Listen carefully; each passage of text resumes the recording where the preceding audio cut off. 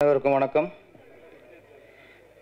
இந்த நிகழ்ச்சிக்கு நன்றி உரை தேவையில்லை. அதை உதயகுமார் அவர்களே செஞ்சு முடிச்சிட்டாரு. எல்லாருக்கும் நன்றி சொல்லிட்டாரு. அதில் இந்த குழு வந்து அந்த பகுதியை விட்டுருங்க. அப்படியே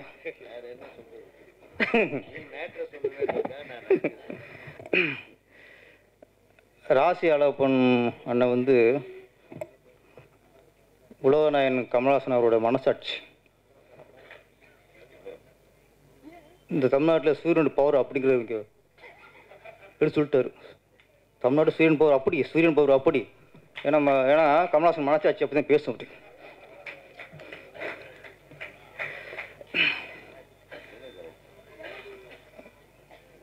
மங்களநாதன் குருக்கள் அவர்கள் இந்த நிகழ்ச்சிக்கு நானும் உதயகுமார் அவர்களாம் அதுக்கு அவர் ஒரு முக்கிய காரணம்.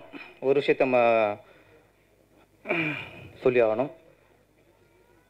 மங்களநாதன் குருக்கள் அவர்கள் இதுவரைக்கும் என்னை பொறுத்த வரைக்கும் ஒரு 1000 படத்துக்கு பூஜை போட்டிருப்பார். ஒவ்வொரு பட பூஜையிலையும் அந்த படம் வெற்றி அடைய வேண்டும், அந்த பட இயக்குனர் வெற்றி அடைய வேண்டும், அந்த பட குடிசிற்கு லாபம் வர வேண்டும் என்று அத்தனை படங்களுக்கும் மனப்பூர்வமாக சாமியை வேண்டி பூஜை போடுறவர். இன்னைக்கு அவர் பையன் இந்த படத்தில் ஒரு கதாநாயகனா நடிச்சிருக்கிறார். அப்போ அவரோட இத்தனை இயக்குநர்களை வாழ்த்தணும், இத்தனை ஹீரோக்களை வாழ்த்தணும், இத்தனை கதாநாயகிகளை வாழ்த்தணும். இன்னைக்கு நம்ம பையனை வாழ்த்துறதுக்கு ஆள் வர வேண்டும் என்று அந்த எண்ணம், அந்த எண்ணத்துக்கு தான் இத்தனை கூட்டம், இத்தனை ஒரு விஐபிகள்.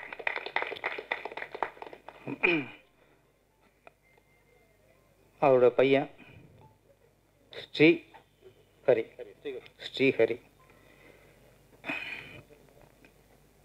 அவர் வந்து அறிமுகப்படுத்தி சில வார்த்தை பேசணும்னு சொன்னார். அவர் பேசுனது மழலை.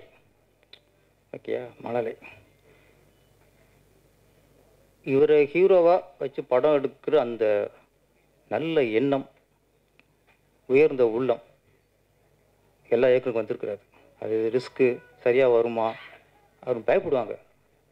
ஆனால் ஒரு நல்ல எண்ணம் உள்ளனால தான் ஏஎல் ராஜா அவர் வந்து அவரை கதாநாயகனாக ஆக்கியிருக்கிறாரு. அவருக்கு பேச்சு வரணுங்கிறதுலாம் அவசியம் இல்லை, நம்ம பேசணும் அவசியம் இல்லை. மக்கள் நம்மளை பற்றி பேசணும். அதாவது ஸ்ரீஹரி அவர்கள் அவர் பேசுகிறாரு இல்லையோ, மக்கள் அவரை பற்றி பேசணும். அந்த காலம் வரும், அதுக்கான வெற்றி அந்த படம் தரும்.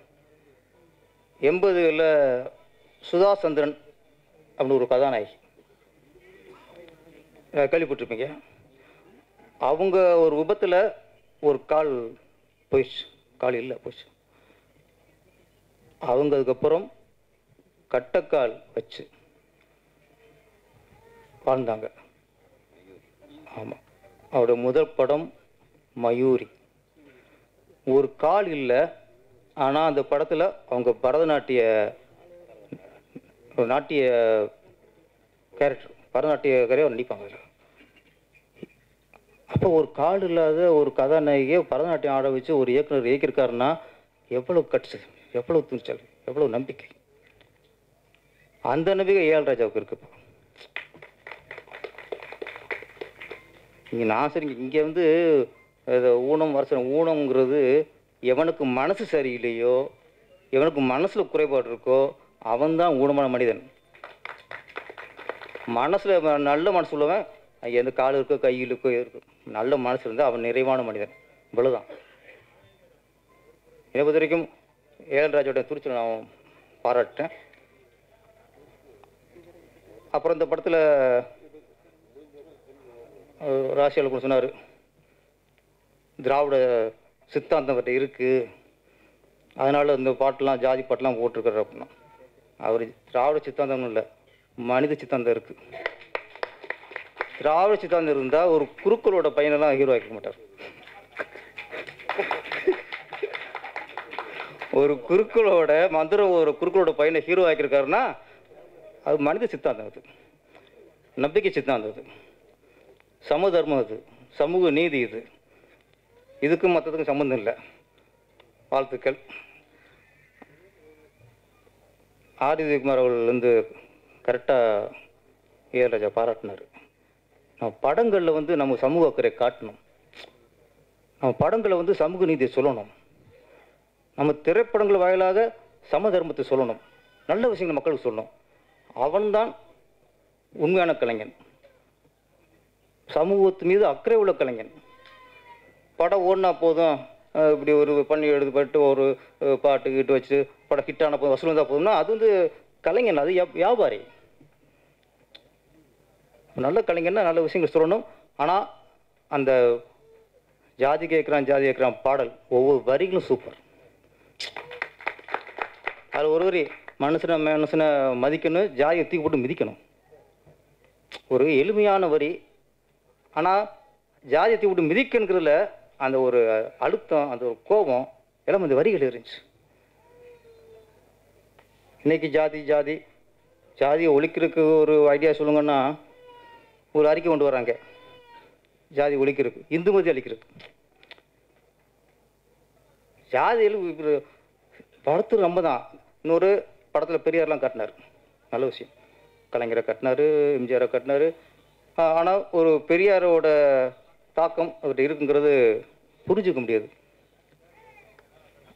நம்ம நாட்டில் என்ன பண்ணுறோம், பெரியார் மாதிரி ஒரு சமூக சீர்திருத்த ஆள் இல்லை. சமூக சீர்திருத்தம், ஒரு பகுத்தறிவாளன், மூட நம்பிக்கை எதிரானவர் பெரியார். ஆனால் இன்னைக்கு காலம் இப்போ இன்னைக்கு என்ன சொல்கிறோம், பெரியார் வந்து எல்லாத்தையும் தூக்கிவிட்டு அவர் நாத்திகன் ஆக்கிட்டோம். அவர் சாமி இல்லைன்னு சொல்கிறவர், அவ்வளோதான். பெரியார்னா அவர் சாமி இல்லைன்னு சொல்கிறவர், கடவுள் கும்புற முட்டான்னு சொல்கிறவர், அவர் இந்து மதத்துக்கு எதிரானவர். எது உங்கள் சுயநலத்துக்கும் உங்கள் கொள்கைக்கும் உங்கள் கோட்பாட்டுக்கும் ஏன் பெரியார் இங்கே அடக்கிட்டாங்க? பெரியார் ஒரு சமூகத்தில் மிகச்சிறந்த ஒரு சீர்திருத்தவாதி, பெண்ணடிமைக்கு எதிரானவர், ஜாதி வேணாம்னு சொன்னவர், ஜாதியை டோட்டலாக அடிக்கணும் குரல் கொடுத்தவர், அதுக்காக வாழ்ந்தவர். ஒரே ஒரு கேள்விதான், பெரியார் இருக்கும்போது ஜாதி இருந்தது, ஜாதி அமைப்பு இருந்ததா? பெரியார் இருக்கும்போது ஜாதி இருந்தது, ஜாதி சங்கம் இருந்ததா? பெரியார் இருக்கும்போது ஜாதி இருந்தது, ஜாதி கட்சி இருந்ததா? பெரியார் இருக்கும்போது ஜாதி இருந்தது, ஜாதிக்கு ஒரு தலைவன் இருந்தானா?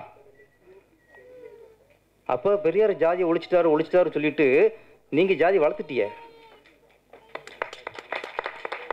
ஜாதி அமைப்பு ஒரு பக்கம், ஜாதி சங்கம் ஒரு பக்கம், ஜாதி கட்சி ஒரு பக்கம், ஒரு ஜாதிக்கு ஒரு தலைவர் ஒரு பக்கம்.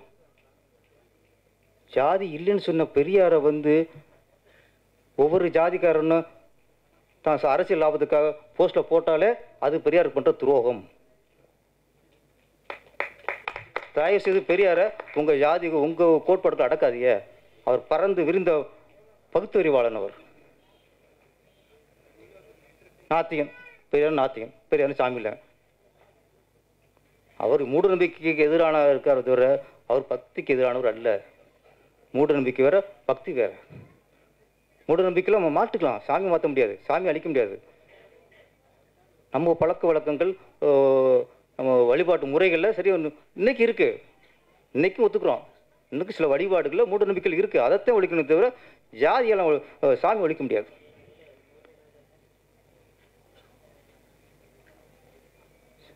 ஜாதி நம்ம மாணவர்களுக்கு ஜாதி இருக்கக்கூடாதுன்னு சொல்லிட்டு வரோம்.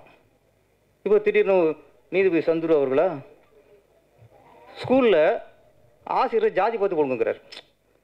மாணவர்களுக்கே ஜாதி வேணாங்கிறான், நீ ஜாதி பார்த்து ஆசிரியரில் அந்தந்த பகுதிகளில் ஜாதி பார்த்து ஆசிரியரில் போடுனா என்னங்குது? அப்போ நீங்களும் ஒன்று பண்ணுங்க, ஆசிரியர்கள்ட்டையும் சேரும்போது அவரும் ஜாதி சென்டர் வாங்குங்க, நாடு நாசமாக போகும்.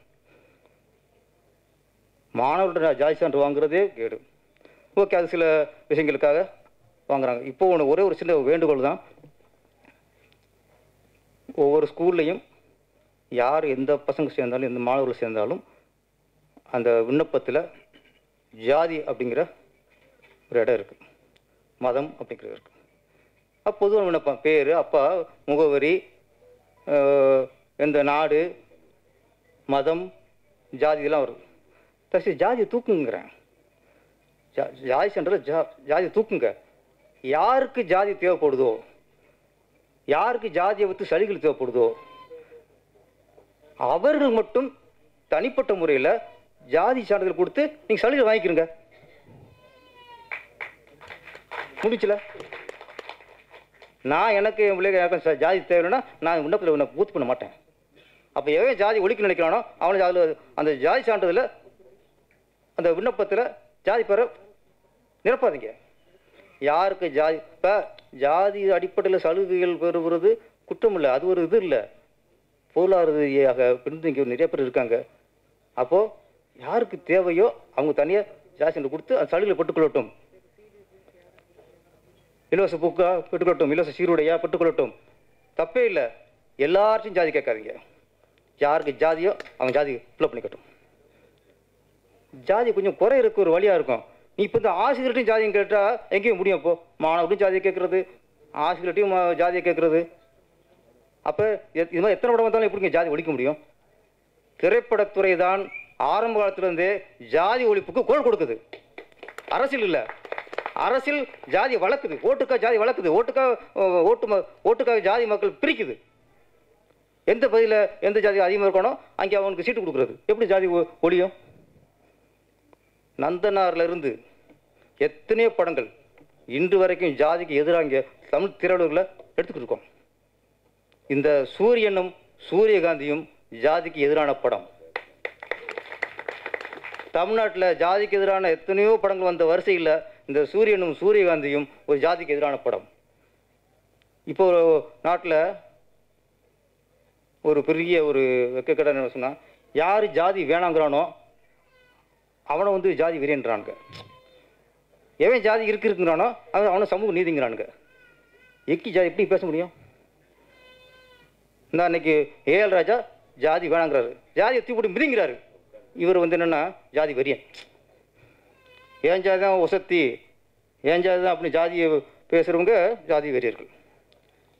முதல்ல சினிமாக்காரர்களுக்குள்ள ஒரு உணர்வு அரசியல்வாதிக்கு வந்தாலே ஜாதி ஒழியும்.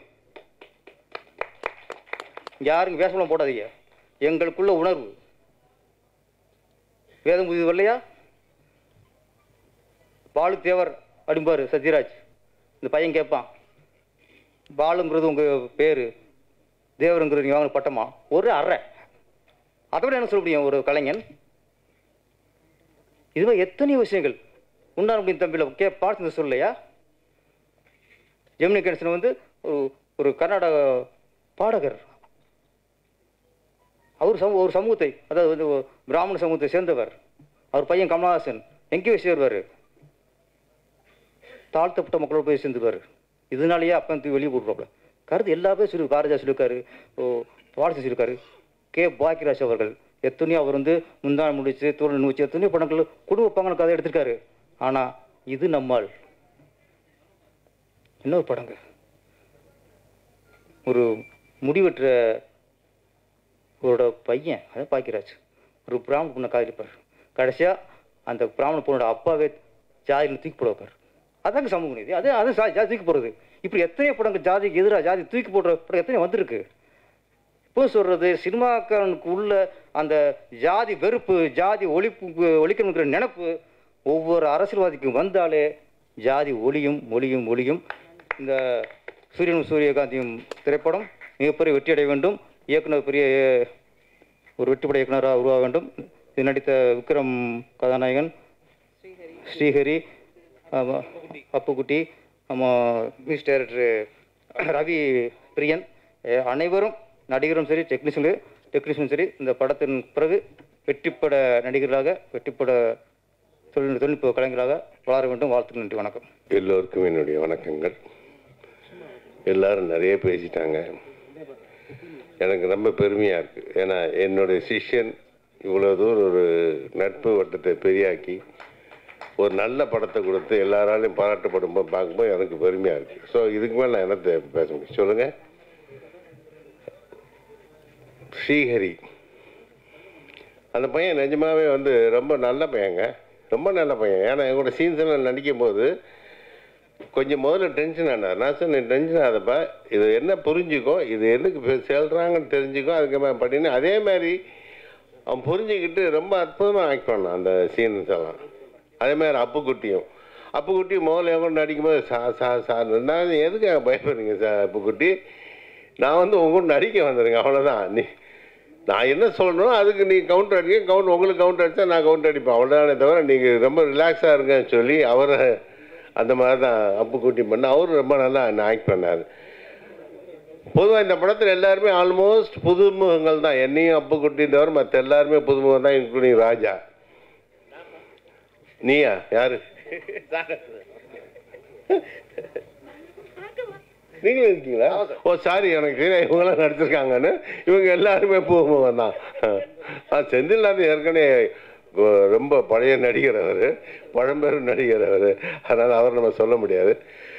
ஸோ எல்லாருமே இந்த படத்துக்காக இது ஒரு வித்தியாசமான படம் தெரிஞ்சுதான் எல்லாருமே ஆக்ட் பண்ணியிருக்கோம். இந்த படம் மிகப்பெரிய வெற்றி அடைஞ்சால் நான் இன்னும் ரொம்ப சந்தோஷப்படுவேன். ஏன்னா என்னுடைய சிஷ்யப்பள்ளை வந்து ஏற்கனவே 2 படம் எடுத்து ரொம்ப நல்லா பண்ணியிருக்காரு. இந்த படத்துலேயும் வந்து ஒரு மறுமலர்ச்சியை கொண்டாடுற மாதிரி ஒரு படம் பண்ணியிருக்காரு. இது இன்னும் மிகப்பெரிய வெற்றி பெற்று எல்லாருக்குமே ஒரு நல்ல பேரை கொண்டாந்து தரணும். அதுக்கு எல்லாம் வல்ல இறைவனை நான் வேண்டிக் கொள்கிறேன். நன்றி, வணக்கம்.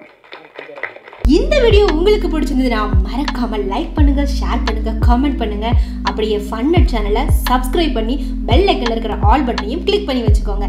அப்பதான் நாங்க போடுற அப்டேட்ஸ் உடனுக்குடனே உங்களை வந்து சேரும்.